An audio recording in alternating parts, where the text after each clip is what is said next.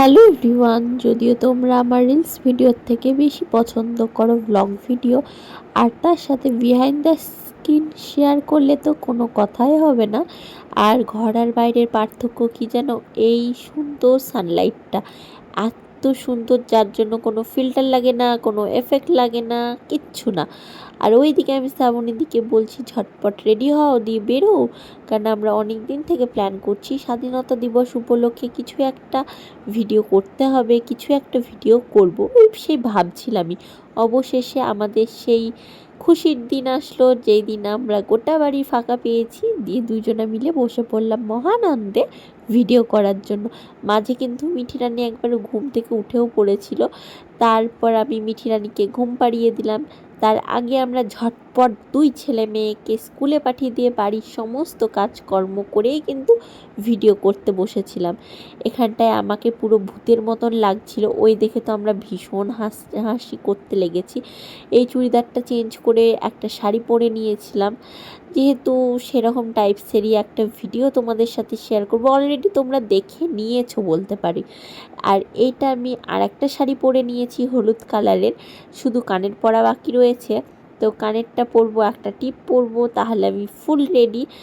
আর এই শাড়িটা পরে আমি একটা কিছু ইমোশনাল ভিডিও করার চেষ্টা করছিলাম, যেটা আমার দ্বারা বিন্দু মাত্র সম্ভব হয়নি। উল্টে আমি আরও হাসাহাসি করতে লেগেছিলাম।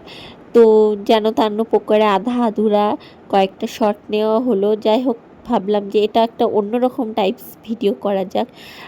এখানটায় আমি মানুষকে বোঝাচ্ছি আমি কত পড়াশোনা করি। আসলে এটা আমার ছেলের ড্রয়িং খাতা, ওটাকেও আমি ছাড়িনি, ওটা নিয়েও ভিডিও করেছি আর কি। এরপর আমাদের পেয়ে গিয়েছিল ভীষণ খিদে, তাই হোটেল থেকে ফ্রাইড রাইস আর মাংস নিয়ে আসলাম।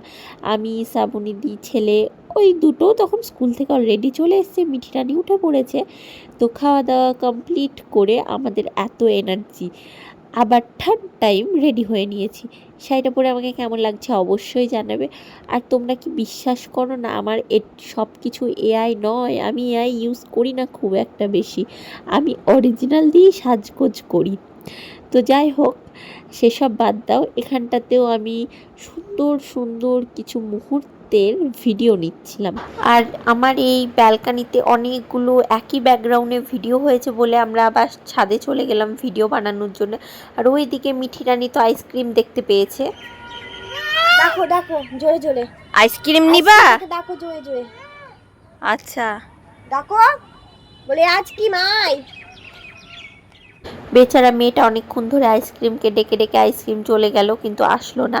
এখানটায় আমি ব্যাকগ্রাউন্ডে সূর্যটাকে নিয়ে কিছু একটা ভিডিও বানানোর চেষ্টা করছিলাম, যেটা হচ্ছিল না।